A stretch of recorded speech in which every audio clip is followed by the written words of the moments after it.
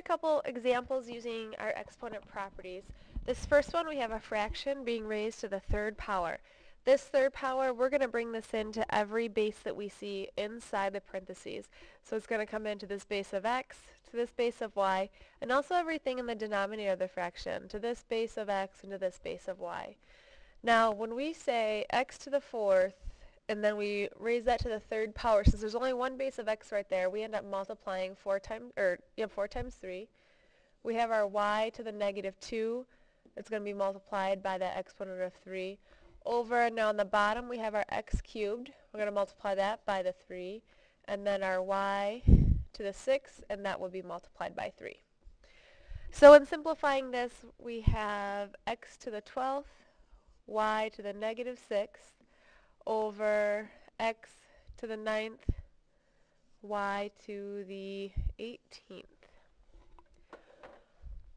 Alright, so first let's go through each base one at a time and do some simplifying. If you have x to the 12 over x to the 9, the property we use is we do x to the 12 minus 9, we subtract, and we end up with x cubed.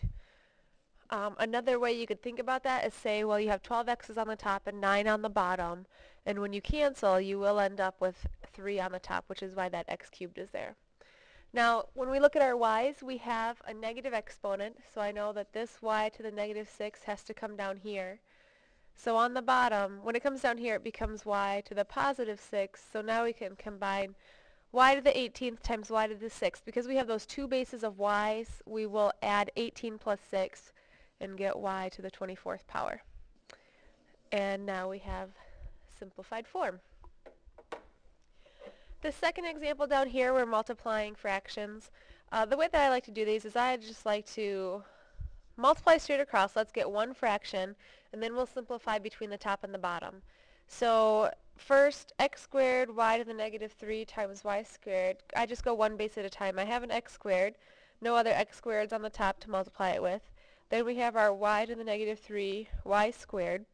Because we have two bases of y, we are going to add negative 3 plus 2 and get a y to the negative 1. Over, we have a 3, and then y squared and x to the negative 4. Nothing that can be combined. I am just going to change the order I'm writing it in though. Say x to the negative 4, y squared, just so it matches the order of my bases on the top. So from here, just go one thing at a time. First I look at my numbers. 3 on the bottom, it's like there's a 1 on the top, so 1 over, and here's my 3. Now the x's, if we have an x squared over x to the negative 4, this negative 4 is negative, so let's bring it to the top, so we have an x to the positive 4 up here. And when we combine x to the 4 and x squared, since we have two bases of x, we add, we get x to the 6. Now looking at our y's, we have y, negative exponent, y to the negative 1. It's going to come down here to become a positive 1. So now let's combine y squared and y to the first. On the bottom, it's going to become y to the third power, two bases of y. We add those together. And here is simplified form.